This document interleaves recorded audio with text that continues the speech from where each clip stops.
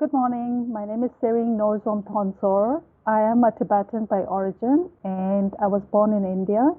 I was born in India after my parents escaped Tibet in 1959 when Tibet was invaded and occupied by the People's Liberation of Army in China.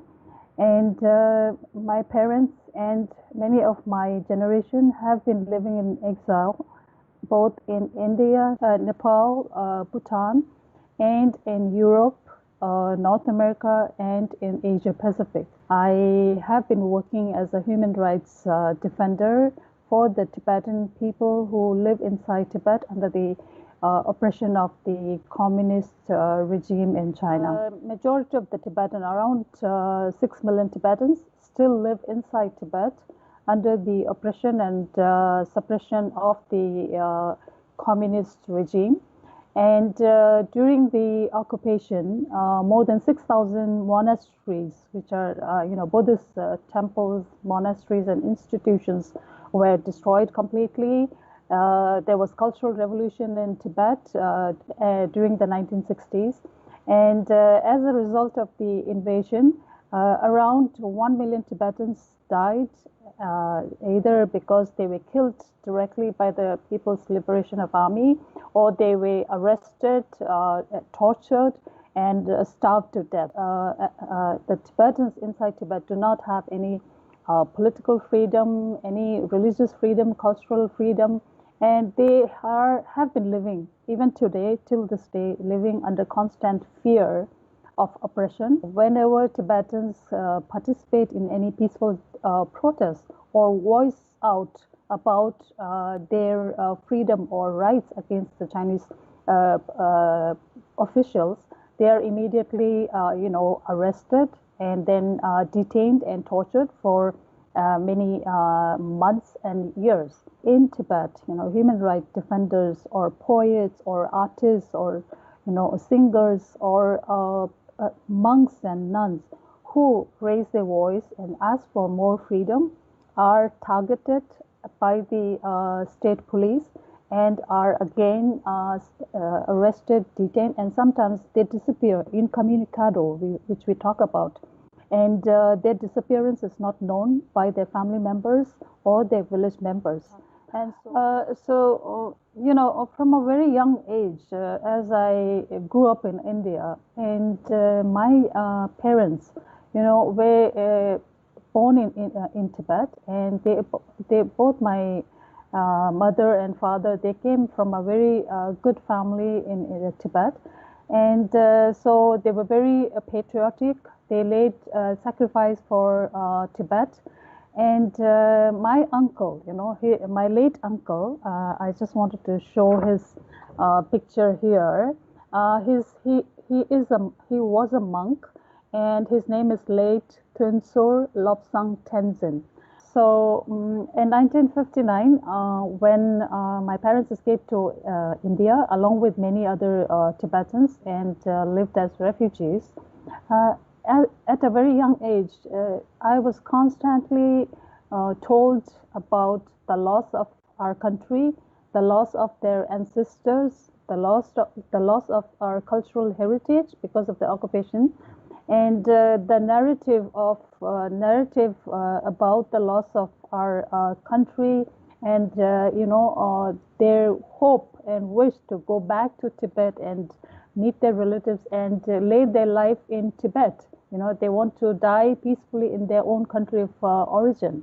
And so the constant narrative of my parents about the loss of our country, as well as from the community where I lived in exile in India, and this affected or influenced my joining or becoming an activist. The social location, as we call in social work, my social location and lived experience as a stateless person and lived experience as someone who experienced the negative impact of uprooting, because my family, they left their country. And so uprooting had its impact not only on my parents, but also on the children, which is me, my siblings, as well as on my children. I'm married, I have children. So, generations have been impacted because of the occupation. Since I joined the Tibetan activism, around 1984, when I finished my studies and happened to working as a health professional. And in my village in South India, it's called Mundkot, Tibetan settlement. So Tibetans live in different settlements in India, in North India, South India, and Nepal. And so when we live in these settlements, we have, village leaders, we have organized Tibetan NGOs like the Tibetan Women's Association, Tibetan Youth Congress. And so it happened such that they were electing new executive members and members for the Regional Tibetan Women's Association. And since I spoke English and I knew a little bit about the international community, they elected me to be an executive member. And since then, in 1984 and continued in 1987, I was actively engaged with Tibetan Women's Association. And during my days as an activist, as an executive member, as a president for the Regional Tibetan Women's Association, I, organized, initiated many peaceful demonstrations, press conferences, hunger strikes, and, went into the streets, cities of India, to Bombay, and then to Goa, and Hubli, Dharwad, so many places. And we, along with Tibetan community there, did a number of political activities and campaigns, and it was done in order to raise political awareness among the Indian community in India. And then later on, around 1991, I was again elected as the Vice President and then the President of the Central Tibetan Women's Association, which is located in Dharamsala, North India. And while working at the Central Tibetan Women's Association's office, I was actively again, along with my team members, engaged in, internationalizing the Tibetan women's situation inside Tibet. And we engaged in a lot of, political campaigns. We attended a lot of UN conferences and meetings related to advancement of women in the international community.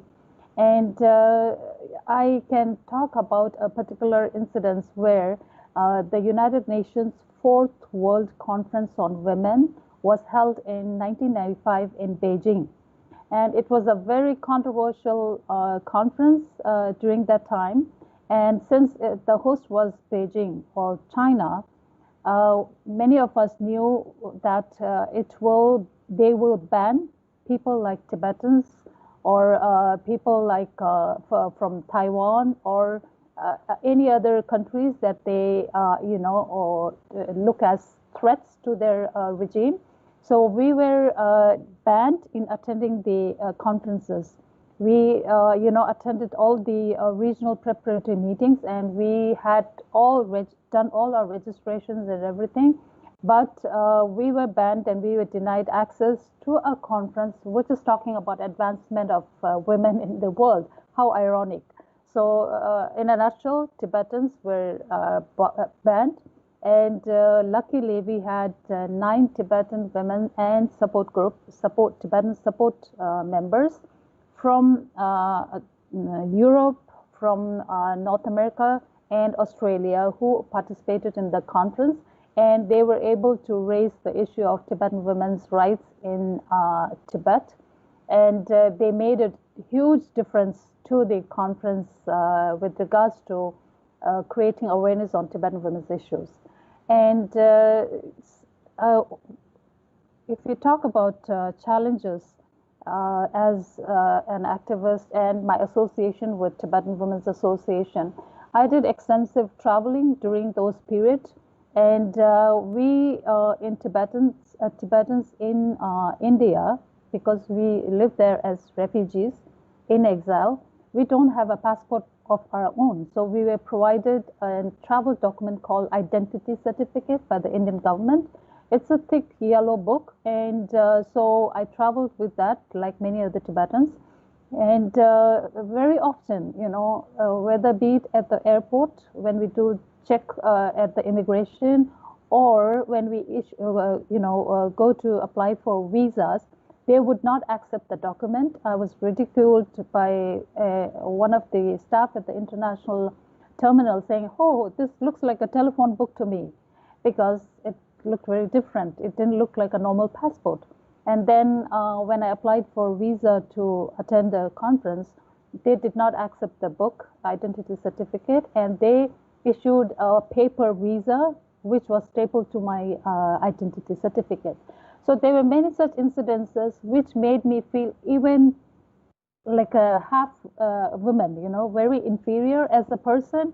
And I just didn't want my children to suffer and have that experience in their life. And so it is just not with me alone.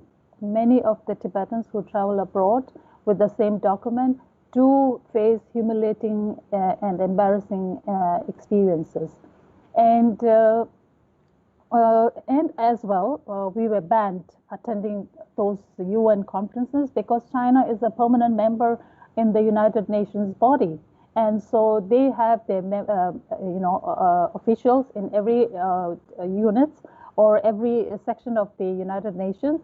And so whenever we register to attend any UN conferences or meetings, our names are immediately banned. So what we do is we try to attend these conferences or meetings along with another NGO who are sympathetic to us. So there is no access for us to attend any international platform where we can talk about access for Tibetans inside Tibet, access to right to education, freedom, social development, all big things that we talk about at the international levels. So again, I would like to go back to the UN conference in Beijing.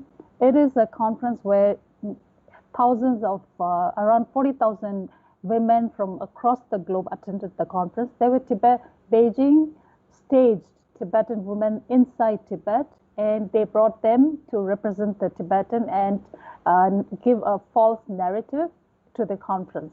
And we were able to, I was the president then, we had our regional coordinators, and we were able to document a short documentary called Voices in Exile. And we did an interview of Tibetan women across India and abroad, and we were able to sneak the video to the conference and play the video to the conference participants in Beijing. And there was a lot of hustle between the state police and our participants. And another thing was we were able to play the message from His Holiness the Dalai Lama to the conference participants at that time. So these two, I look at as a great success, and we were able to challenge the Chinese government then, and we were able to raise the Tibetan women's situation and women's human rights and advancement of women in that conference. We were able to make a difference to the official UN document, which is called as Platform for Action, which speaks about improving women's status in going forward after the conference. And we were able to impact and make changes to the document, talking about forced sterilization of Tibetan women inside Tibet by the Chinese government. So these are some of the, in a nutshell, some of the challenges, successes, and experiences of my association with the Activism and Tibetan Women's Association. But although, despite having all the privileges and comforts, I still yearn for my people in Tibet, and that is why I continue my activism here because I feel that I can make a difference. Like me, there are many Tibetans here in Toronto, Canada, elsewhere in Canada.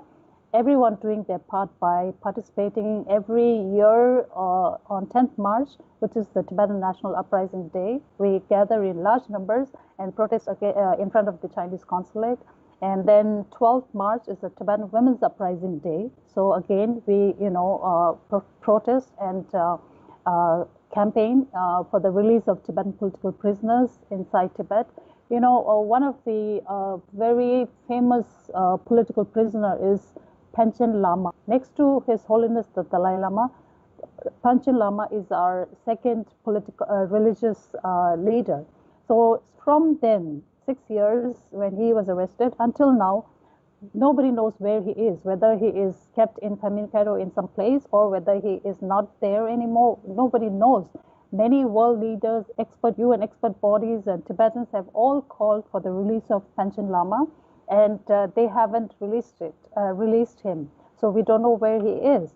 And so we continue to, campaign for the release of Panchen Lama, as well Gindun Chukinyima, as well as all those political prisoners who are inside Tibet.